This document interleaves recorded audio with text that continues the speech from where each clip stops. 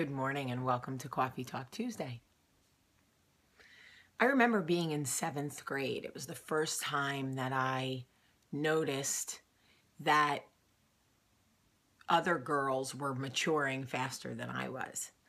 I remember the first time that a couple of the boys in our middle school noticed a couple of the girls in a different way, and I remember thinking, why them and not me?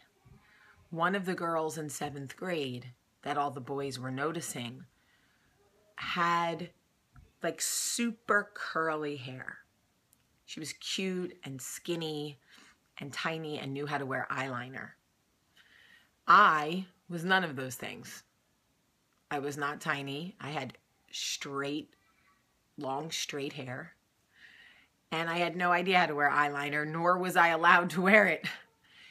But at that moment, I created the idea in my mind that it was this. This is what the boys wanted. This is what I needed to be closer to. This became my, reach, my goal. That if I only looked more like her, that the boys would notice me. So I began trying to scrunch my hair. Who remembers scrunching? Which in turn just made my hair slightly wavy, but very, very crunchy. And I would sneak eyeliner on in school. I didn't know how to do it, so I'm not even sure it was eyeliner. It could have been like a Nike swoosh somewhere under my eye socket.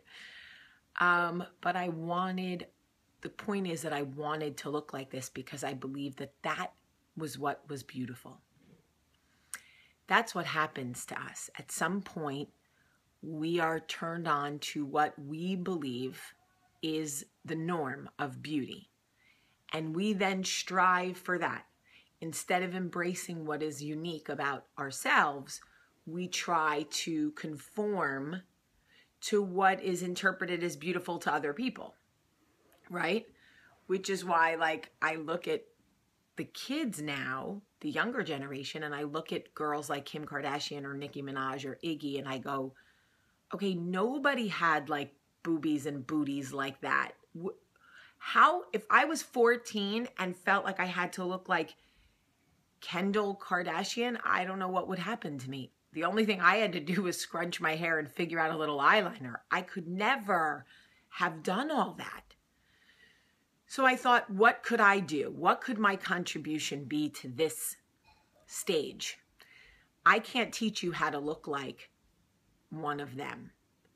All I can do is help talk to you about how unique you are and let you play to that. Because the truth is, everybody is struggling. I don't care who they are or how beautiful and put together we perceive them to be. They are struggling. This I know because I know the human connection. I know that no matter how beautiful we think they are, take Marilyn Monroe, for example. Was there anybody more breathtaking than Marilyn Monroe? She looked like she had it all, but look how bad she was suffering. Do you think anybody knew she was suffering that bad inside? No, because when they saw Marilyn, they saw her highlight reel. She came out, she strutted around, she did a little happy birthday, little fan action, and women just thought, oh, she is the Mecca. Truth is, she was dying inside. This is what I talk about in Cawfeetawk all the time. You never know the cross somebody else is carrying. We're all carrying a load. The most important thing I can tell you is that there is something unique to you.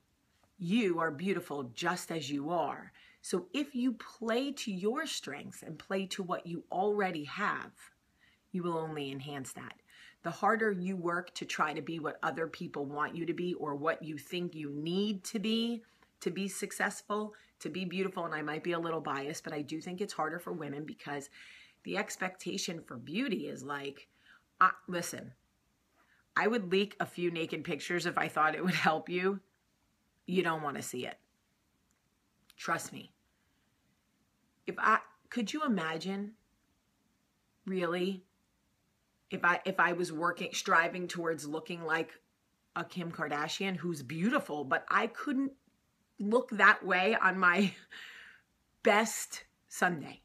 I mean, it's just not for me. So I can either spend my life trying to attain that or play to my strengths, which is clearly my amazing eyebrows and super bouncy hair. Figure out what it is that makes you unique. Maybe it's your height. Maybe it's your full lips. Maybe it's the fact that you have a little crook in your nose or beautiful fingers, really good eyelashes, and play to your own strengths. Whatever it is that helps you on a daily basis be successful, whatever it is inside you that drives you, play to that feeling. Just decide today that you're going to let go of what everybody else thinks you should be, but most importantly, the expectation you put on yourself. Just let it go for one day and go like, all right, I am me. What makes me unique? Let me see if I can play to that for one day. Just one day. And if tomorrow you want to go back trying to be like Ingrid Bergman, you go right ahead. But just for today, figure it out. Tell me one thing that makes you unique. What is something you love about yourself that you know the next woman doesn't have? And let's celebrate that. Let's celebrate all of us. Just today, no conforming to try to be like that girl in 7th grade with the perfect eyeliner and the bouncy curly hair, because the truth is that will never be what makes me beautiful. So I can either work towards something I'll never have and feel bad about myself and resent her and be jealous of her and feel worse about myself and gross about myself and probably make poor choices to overcome the fact that I feel insecure. Or I can just decide that boys who like super skinny girls with bouncy curly hair will never like me. Right? Something to think about. I love you today. Have a great day.